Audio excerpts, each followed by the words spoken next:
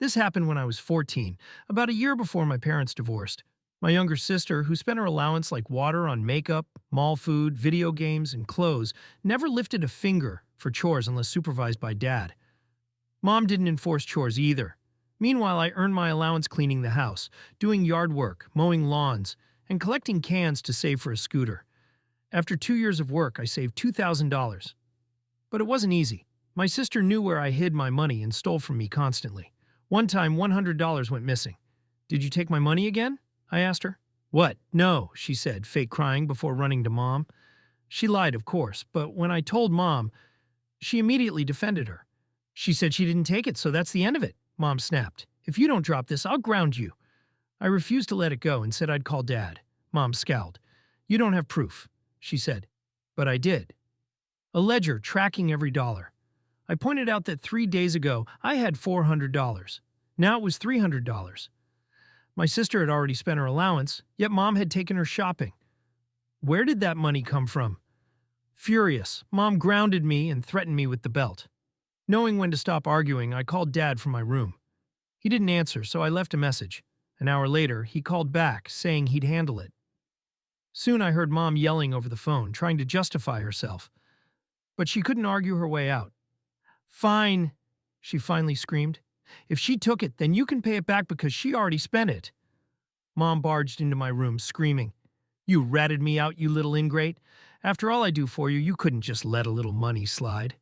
"So you admit she stole it," I said. Mom sneered. "Girls need more money than boys. You should just give it to her anyway." I argued back that it was my hard-earned money, and she had no right to take it. Mom tried to slap me, but I stood my ground.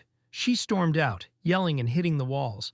Later, Dad came home, made my sister apologize, and reimbursed me $100. My sister refused to look at me and bawled when Dad said the stolen money would come out of her allowance. Meanwhile, Mom ignored everything, sulking on the patio with her wine. A few days later, Dad bought me a safe to lock up my money. My sister had no idea it existed. Weeks passed, and one day I came home to find my room ransacked. Mom denied my sister did it. "Well, did you do it?" I asked. Mom scoffed. "If she did, so what? You had it coming."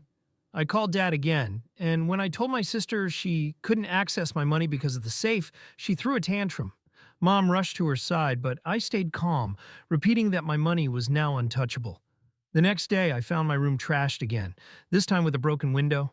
My sister had thrown the safe out of it in a fit of rage. I called Dad immediately. When he got home, he grounded my sister for a month and chewed out Mom for siding with her.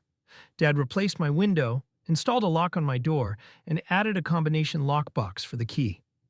My sister spent the month sulking, while Mom secretly let her play games whenever Dad wasn't home. After the grounding, my sister resorted to begging me for money. I made her sign IOUs in front of Dad, but she tore them up, crying to Mom every time. Mom demanded I just hand over the money, but I refused unless she co-signed the IOU too. Furious, she stormed up the stairs after me, slamming into my locked door because she wasn't used to the new deadbolt. She fell, injuring her lip and forehead. "You did this to me," she screamed. "No, you did it to yourself," I replied. Mom called me names and tried to ground me, but Dad later confirmed I wasn't in trouble. I did get a lecture about goading her, but it was worth it. Eventually, my sister gave up stealing from me, though she still begged for money. I kept insisting on IOUs, which she refused to sign. After the last time I stood up to my mom when she threatened to spank me, something seemed to change in her. She didn't try to lay a finger on me again, but her yelling intensified. I didn't care too much about her tantrums and just went on with my life, focusing on school and my odd jobs. Around my 15th birthday, my dad surprised me with a gift that I didn't expect, an engine kit for my bike. He said it would help me get around town and that it made more sense to save for a car instead of wasting money on a scooter. I agreed, and the idea of having my own car someday gave me something to look forward to. Things seemed fine until a few days later when I stumbled upon something odd. While sweeping grass clippings off the back patio after mowing the lawn, I noticed a pamphlet tucked under a chair where Mom often sat with her wine. It was for military school. I had a sinking feeling this wasn't there by accident. Suspicious, I held on to it until Dad got home. When I showed it to him, his expression darkened. "Where did you find this?" he asked. I told him, and he wasted no time confronting Mom. Honey, what's this? He demanded, holding up the pamphlet. Mom froze like a deer in headlights, her face going pale. It's nothing, I've never seen it before, she stammered. Really? Because if you were planning to send Kogel to military school, you know I won't allow it, Dad said firmly. At that moment, Mom dropped her act and snapped, He needs to learn some discipline. He locks his door all the time, and I can't even spank him anymore because he's too big. This is the only way I can punish him, for being a disobedient brat. Dad's temper flared. Kegel did nothing wrong when he stood up to you over your ridiculous favoritism. If anything, our daughter is the brat because of how you spoil her and let her get away with stealing from her brother.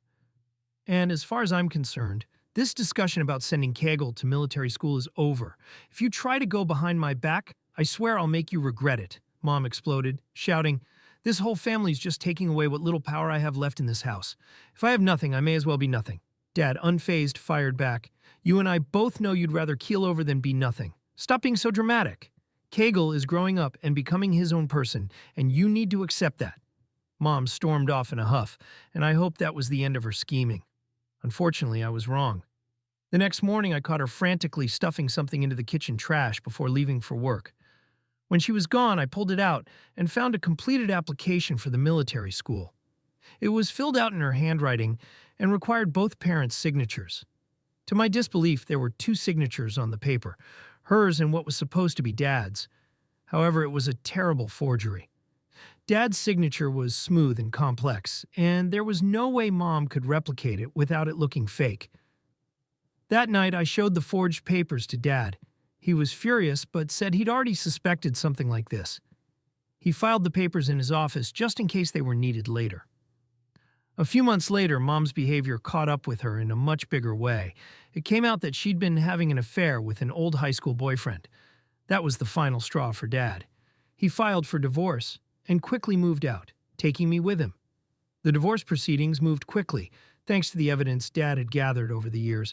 He presented the forged military school papers, along with proof that Mom had also forged his signature on a credit card application and another document. Mom was terrified of the legal consequences and agreed to most of Dad's terms. She kept the house, but the judge awarded her minimal alimony and child support from my sister, who unsurprisingly chose to stay with her. The alimony barely covered my sister's allowance, which infuriated Mom. She threatened to take Dad back to court, but he held the forged documents over her head to keep her in check. The day I left for Dad's new house, my sister stood in the doorway, smirking. Mommy says I'm the princess and the more deserving sibling, she gloated. That's why you're leaving. I just shook my head. Think what you want. I don't care anymore, I said, walking out the door. For the first time, I felt free. Over time, my relationship with my sister deteriorated further. When she visited Dad's house once a week, we barely spoke. Eventually, we stopped talking altogether. I didn't care to visit Mom's house either. By then, she'd turned my old room into a home office. I was done with her drama and now focused on building a better life for myself, free from her manipulations and favoritism.